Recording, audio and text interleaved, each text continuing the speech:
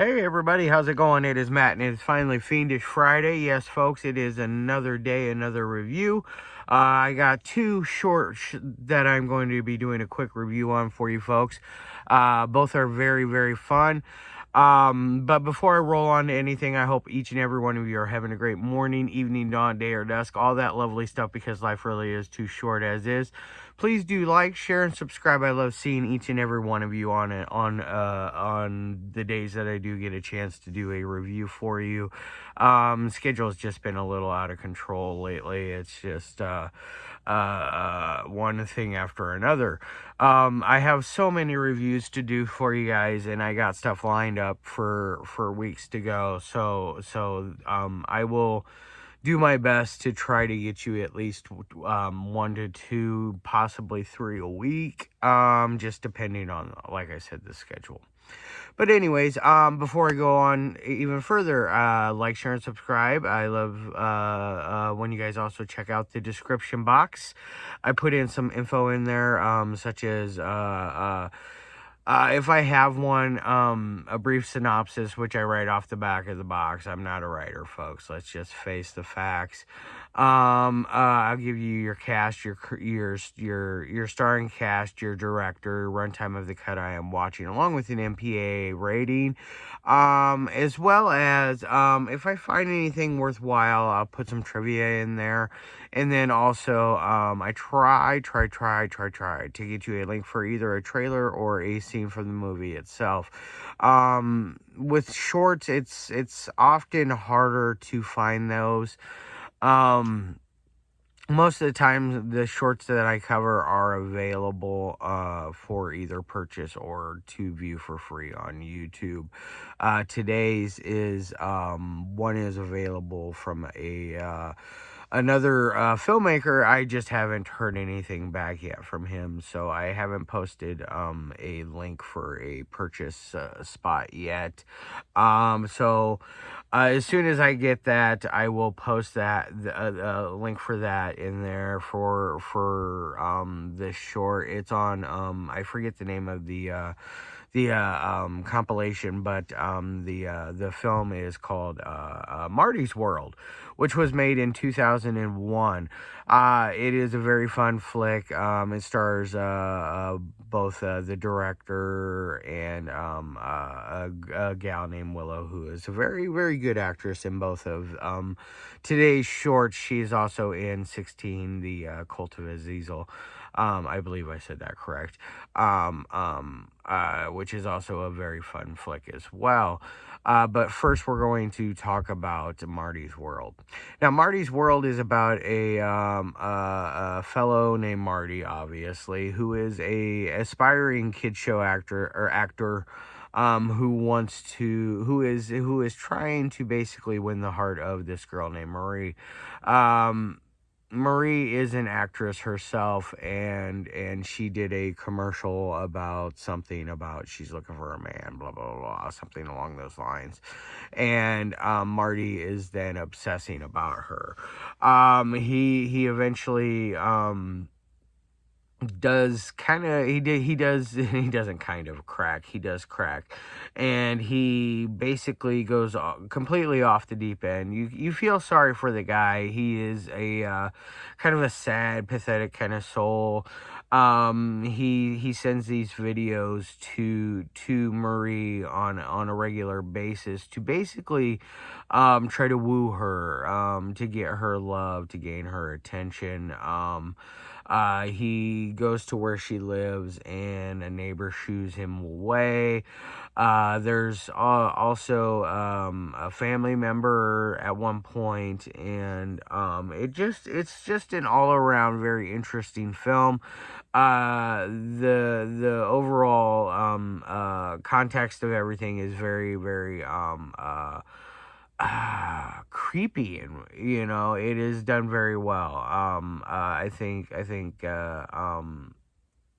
they did a very good job with this one. It definitely kept my attention, didn't bore me at all, made me feel uneasy in places, which is what it should do. Talking to the director, I was very pleased to hear lots of different things about this film, such as where he drew inspiration for it. He got from I forget his Ricardo Lopez tapes. The guy that was the Bjork stalker that sent her a acid bomb or something along those lines. That thankfly didn't it was unsuccessful and was intercepted before it got to her. And then he basically just he made all these hours and hours of tapes of him just going completely cracking from beginning to end, which eventually the coup de grace in the Ricardo Lopez tapes is he does kill himself. It is 100% real, 100% delve into the madness of one man's mind, and it is very sad, scary, repulsive, definitely something that will stick with you for a while after watching. Like I haven't watched the entire thing because there's just so much footage, but I've seen all the key stuff, and it just really just blows my mind. It's very, very creepy, very, very scary stuff, and for Marty's World to basically get an inspiration off that, it really caught my attention. I want to say I am very thankful that I got to see this film. This is a very good one. As far as like any kind of ratings would go on a 1 through 5 scale, I'm going to say it's I'm going to give this one a 4 as far as 1 through 5 goes. It is very well made, very cool camera angles we got going on here, very gritty, grimy feel, which it's fun talking about gritty, grimy films with you guys. I really like it. We don't get enough sleaze in our lives, I feel like sometimes, us horror fans. We settle for some of these weird, not weird, these bizarro world type horror films nowadays that are just not as downright scary or down to earth as stuff like Marty's World is. It is very well made. I hope I hear back from the other filmmaker about this, because I would love for this to get out there for you guys, because I think this is one that you guys would thoroughly enjoy. Now to move on to 16, The Cult of Azezel. It's about a guy named Anton who is a basically he ran a cult, and he I'm on an angle here, just a pinch. There we go. Anyways, I'm not going to go back and refilm it for the 80th time. I'm just going to go with this one because I really like this one so far. But anyways, Anton was a serial killer that did lots of really horrible things. Had his cult members do horrible things such as steal babies, kill people, skin dogs and animals and pets and cats alive. Sick stuff. I mean, you don't see this happen. You're told this from a former member of the family itself, which is very interesting. They're going out, and it's these two young aspiring filmmakers making a documentary about Anton himself, and they had just so happened to live in a house that is if you go out their backyard and you go just adjacent to their yard, the house was just like right there. It was it's a very beautiful scenery, by the way. I loved the long narrow shot of the backyard. it really drew my eyes in.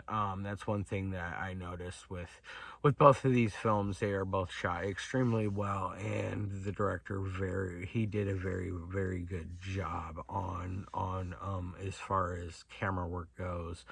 Unique stuff. It's fun.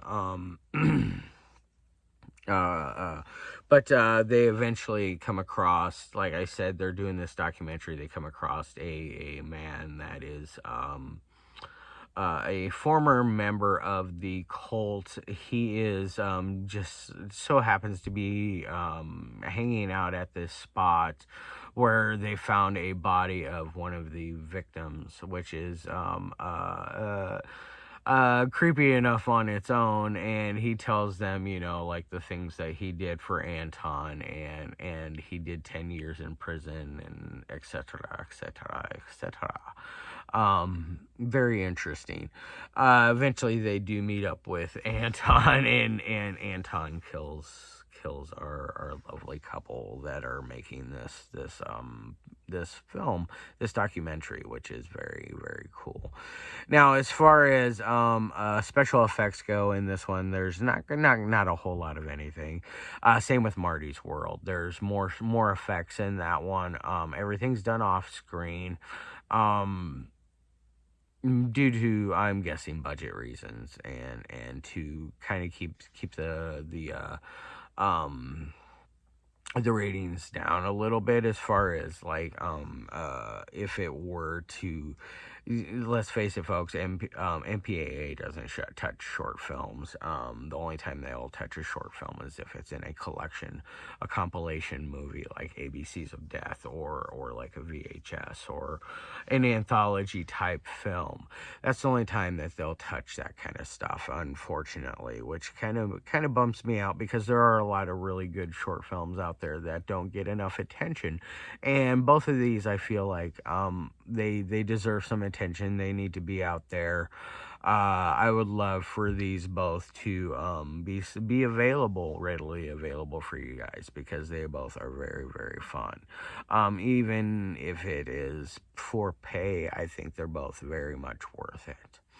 Now, as far as a rating would go for 13, The Cult of Azezel, which is only about 10 minutes long, Marty runs about 20 minutes. So you got 30 minutes, 30, 31, 32 minutes-ish total for both films back to back. So it's not a long watch for either one of them. So don't it's not a huge commitment, which that's one thing I do love about short films that a lot of people don't I guess get into, because they're so short. You don't get huge stories and lots of dialogue and